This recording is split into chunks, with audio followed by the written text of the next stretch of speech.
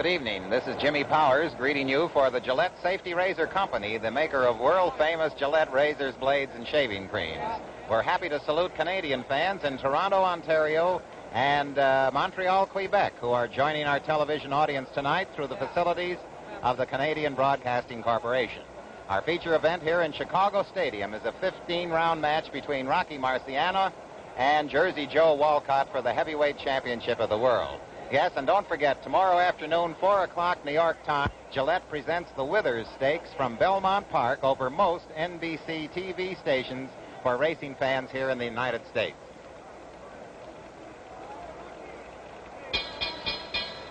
Ladies and gentlemen, I'd like to present to you a few of the present-day stars in the ring and a few of the stars of yesteryear.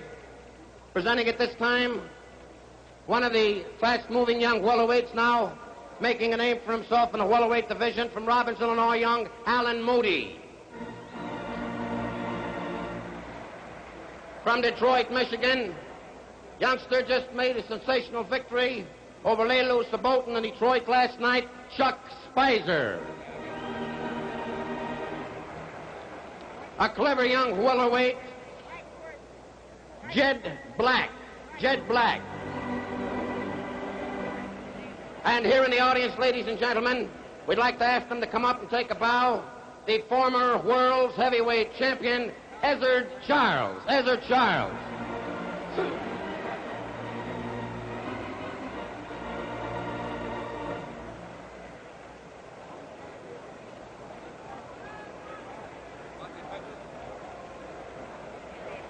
And also here, ladies and gentlemen, in the audience, we'd like to ask him to come up and take a bow while we're waiting for Ezzard Charles, the former world's heavyweight champion, who fought a great title defense here in Chicago, James J. Braddock. Jimmy Braddock, come on up and take a bow.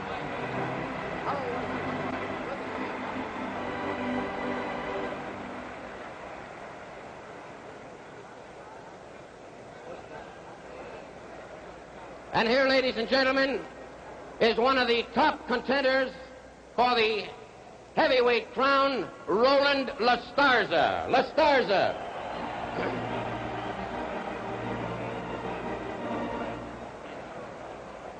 And ladies and gentlemen, here with us also a great Chicago favorite, a hometown boy, Chicago's own Johnny Bratton. Johnny Bratton.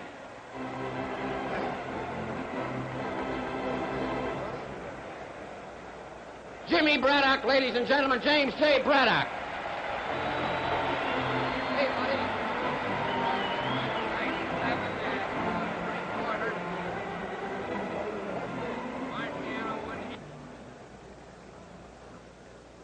We'd like to get him up to take a bow if he's here, ladies and gentlemen.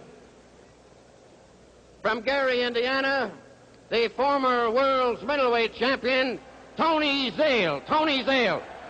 Wait, Johnny, I'll introduce you again.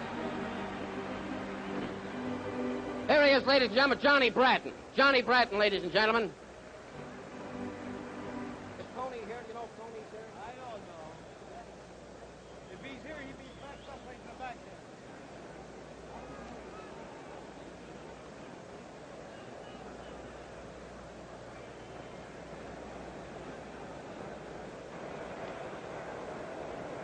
Ring announcer Ben Bentley is looking about for more celebrities to introduce. Here he is, ladies and gentlemen, making his way up to the ring. From Gary, Indiana, the man of steel, Tony Zale.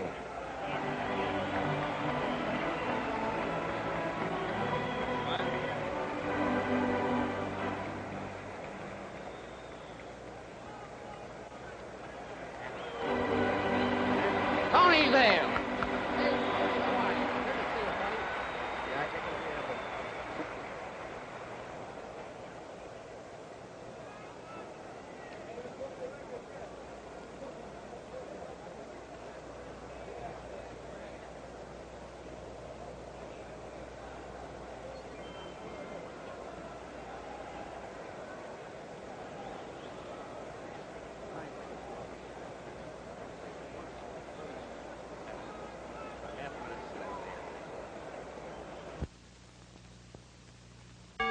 Luzca bien Distíngase más. Use hojas Gilette azul. Yo soy rapidez. Yo soy comodidad. Yo soy suavidad. ¿Es usted el hombre de la barba dura que tan solo los domingos se rasura? Si me afeitara todos los días, ya ni el pellejo me quedaría. Usted está equivocado. Verá cómo le probamos. Que usando Gilette azul, rápida y cómodamente su barba dura afeitamos. ¿No lo cree, eh? Mire con qué rapidez. Mire con qué suavidad. Y para su comodidad, las hojas Gilette azul vienen en su expedidor ya desenvueltas y listas para usarse. Para la mejor afeitada de su vida, afeítese con Gilette. Use la hoja Gilette azul.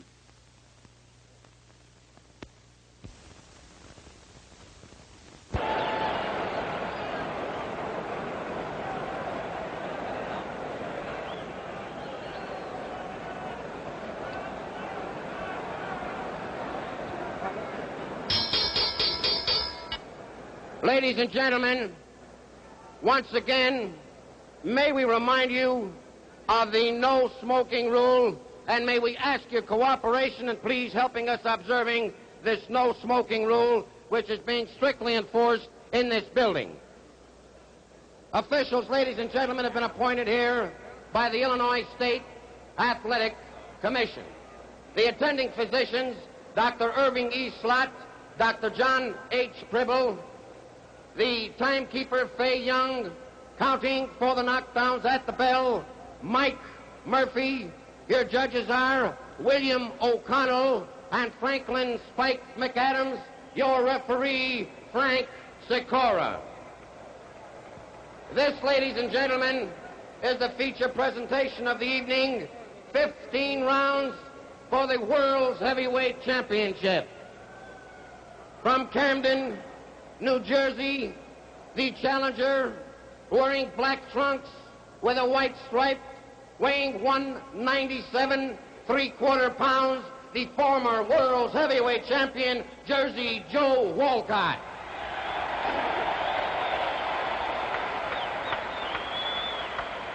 From Brockton, Massachusetts, wearing white trunks with a black stripe, weighing 184 1/2 pounds, the world's heavyweight champion, Rocky Marciano. And now, ladies and gentlemen, referee Frank Sikora and the instructions for both contestants. 15 rounds, 3 more bouts to follow. You boys received your instructions from the Illinois State Athletic Commission. I'm here to enforce them. I want a clean break at all times. No rabbit punching, no kidney punches. Be careful of your low blows. They may cost you round. In case of a knockdown, I want you to go to your furthest corner and stay there till I tell you to come out fighting. This being a championship fight, the 8 count is waived. Shake hands and come out fighting. Good luck to both of you. Officials here, George Barton of Minneapolis, Abe Green of Patterson, New Jersey, and evidence of great interest in the people of Massachusetts. Governor Christian Herter appointed his son, State Representative Christian Herter, to represent him here tonight. James Norris, president of the IBC, also here. For the heavyweight championship of the world, this fight could end in a draw under the rules. The 8-second rule is waived, and more than 3 knockdowns in 1 round are permitted.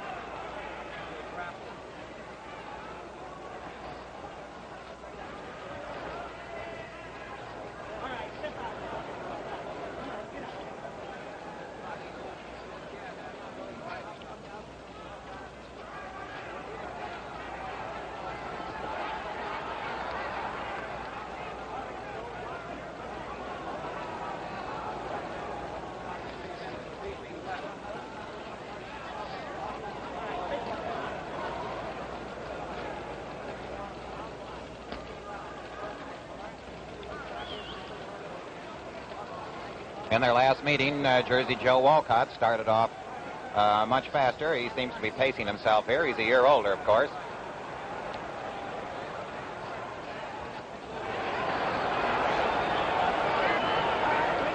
Sentiments of the crowd equally divided. They are very fair, cheering alternate leads.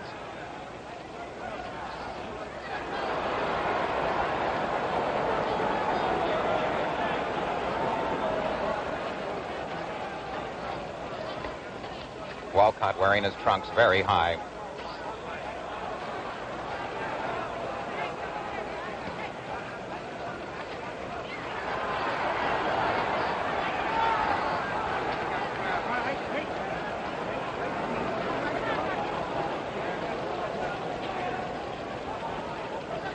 One minute to go in round one.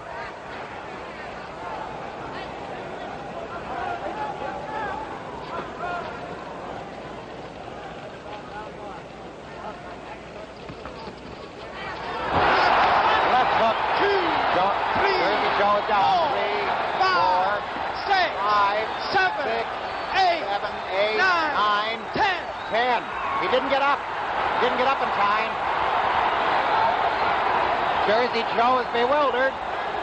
Slow getting up. The fight is over. Rocky Marciano has a pushover win here tonight. Look at the expression of bewilderment on Jersey Joe. He thought the count was too fast. Crowd is booing. Crowd is booing. A very soft touch for Rocky Marciano here tonight. He's wearing gray trunks instead of white because of 3D. First time this fight, short as it is filmed on 3D. Now, Walcott's handlers are walking around the ring and they claim it was a fast count. We've had long counts in Chicago. Now we have what the Walcott camp believes is a fast count.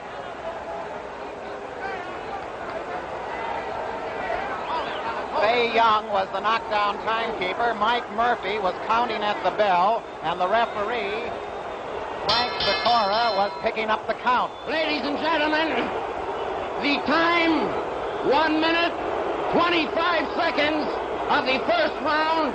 Winner by a knockout, and still world's heavyweight champion, Rocky Marciano. Rocky Marciano wins by a knockout.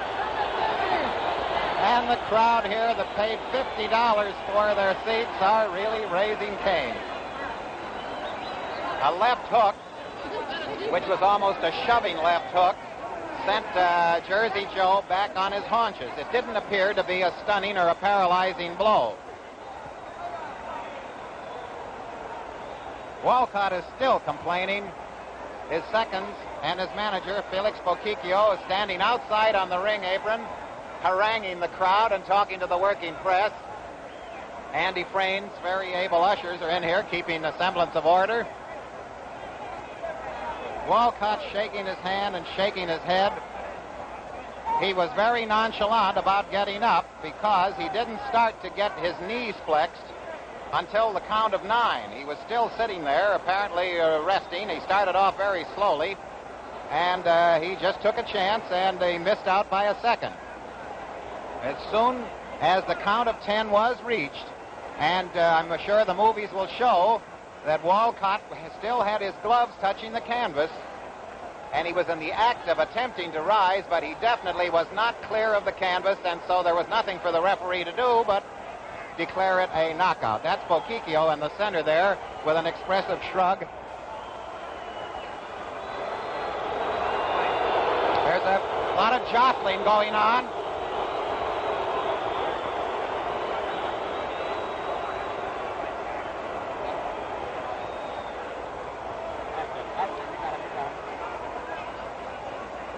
You might see a better fight now than you did at the start. Here comes a police sergeant in and a captain.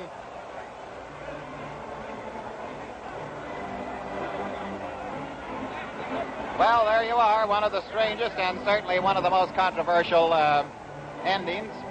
Walcott feels that he was deprived of a fair chance to get up. But 10 seconds are 10 seconds in any language.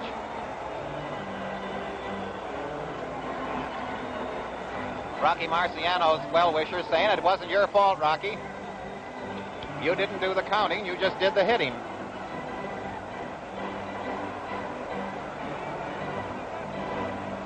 So in the first round here, Rocky Marciano in a rather tumultuous finish here, that is, the tumultuous finish followed the knockout when Jersey Joe was tardy in arising. The old boy was taking it a little, not too nonchalant, I believe. He was very relaxed and just didn't make it at the count of 10.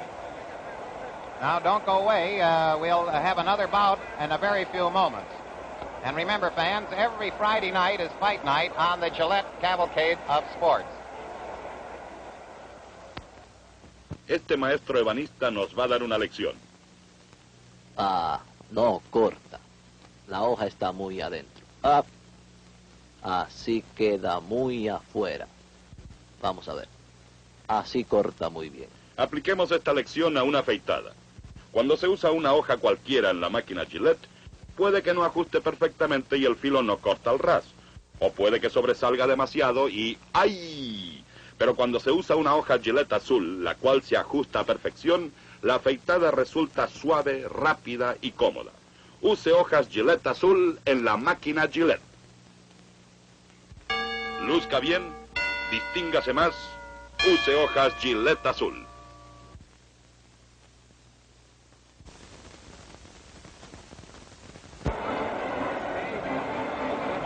Well, we're back in the ring here where the fastest knockout in heavyweight title history occurred.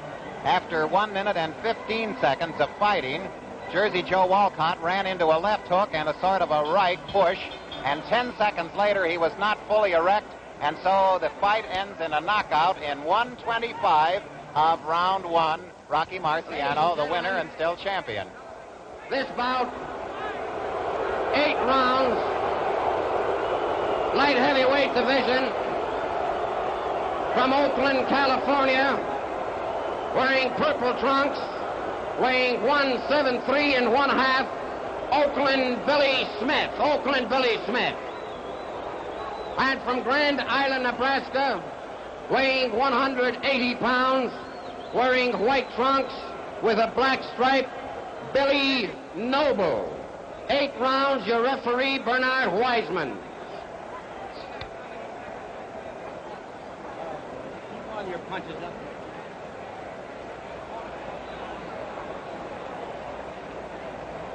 This is about following the main event, but fans are still steaming and percolating over the main event, and perhaps, if you'll forgive us, we'll devote a few more comments to it while this bout gets underway, which follows the main event.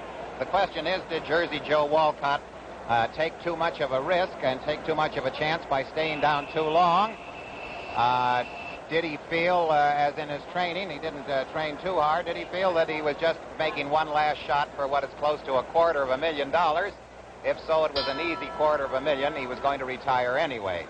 However, in justice to Jersey Joe, he may have miscalculated the count. There was quite a bit of noise because the left hook came so suddenly that it caught Jersey Joe in Marciano's corner. It didn't appear to be a paralyzing punch, but it was a clean punch, and it was to the chin, and it knocked him back on his haunches. And he sat there, apparently clear-eyed, looking directly at the knockdown timekeeper, who was across the ring and in direct line of flight with his eyes. In other words, he didn't have the alibi that the timekeeper was around the corner, to his right, to his left, or to his rear. So the referee picked up the count, and the referee started to chant in unison with the knockdown timekeeper, and the man at the bell was Mike Murphy, a very experienced man counting at the bell. Fay Young was the knockdown timekeeper. And as Mike Murphy and Fay Young were counting, they were holding stopwatches in their hands and counting off the stopwatch as it went along to 10 seconds. The referee did say 10, because I distinctly heard him sitting here in row 1, and Jersey Joe Walcott was in the act of rising, but actually he was not clear. His haunches might have been a few inches off the canvas, but his gloves, he was raising himself by pressing his gloves to the canvas, were touching the canvas at the count of 10. Nevertheless, the fans thoroughly disapproved of it, and can one blame them? They paid $50 a ticket. We are now we are now in the bout that followed the main event, and another knockdown. 2, 3, 4, 5, 5, 6, 7. There's a loudspeaker that carries the count of the timekeeper. In other words, it's not the human voice. He's talking into a microphone, and the microphone amplifies the count. So it can be distinctly heard by a fallen boxer.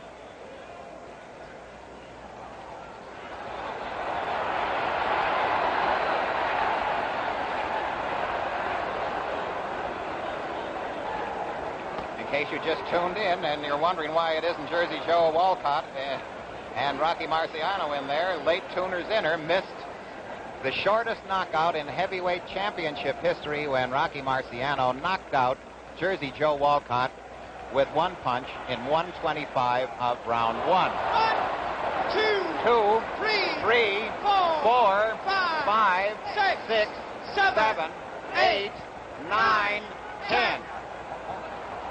Bob Satterfield earlier knocked out Murray Burnett of Los Angeles in the 3rd round.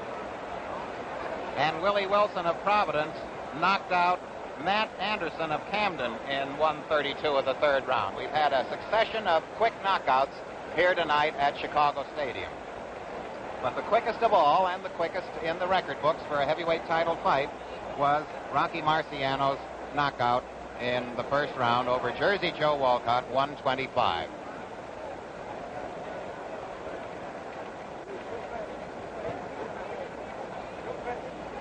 Marciano was a 3-1 favorite. The majority of the 436 fight writers here picked Rocky, but the majority of the fighters picked Jersey Joe. TV Guide lists as contenders now the behind Jersey Joe Walcott, who was rated number 1 in TV Guide, number 2 Ezzard Charles, number 3 Roland Lastarza, and number 4 Bob Baker. The time 2 minutes 50 seconds. The 1st round winner by a knockout, Oakland Billy Smith. Oakland Billy Smith is the winner by a knockout, so we over Bill Noble in 2:50 of the 1st round. We'd like to remind you that Father's Day, June the 21st, will be here before you know it, and right now is a good time to decide what to give that will please Dad most. Well, how's he fixed for blades? A carton of 100 easy shaving Gillette Blue Blades in handy dispensers is always sure to make a hit. Also, there's a 50-blade carton specially wrapped for Father's Day that many stores already have on display. Now, if he's using an old-fashioned razor, bring him up to date with a modern one-piece Gillette razor set, the most convenient shaving combination there is. You can't do better than give Gillette razors and blades for Father's Day.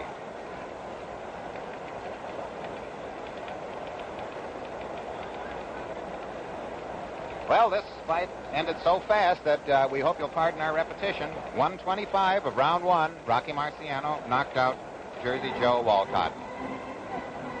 Jersey Joe had announced his retirement after he was knocked out last year by Rocky Marciano. Then he announced a comeback. He came back here tonight. Lasted 1 minute and 25 seconds, and we'll probably see no more of Jersey Joe as an active campaigner again. The father of 6 children is going back home, going to business. In addition to 6 children, Jersey Joe also has 6 sisters.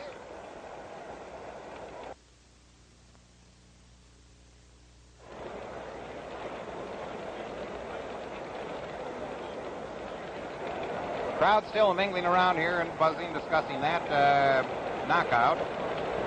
The men in charge, of course, are the members of the New York State Athletic Commission. There may or may not be a hearing, and there always is following every controversial fight. George Martin, the president of the NBA, is now in conference with Abe Green on the right side of the ring.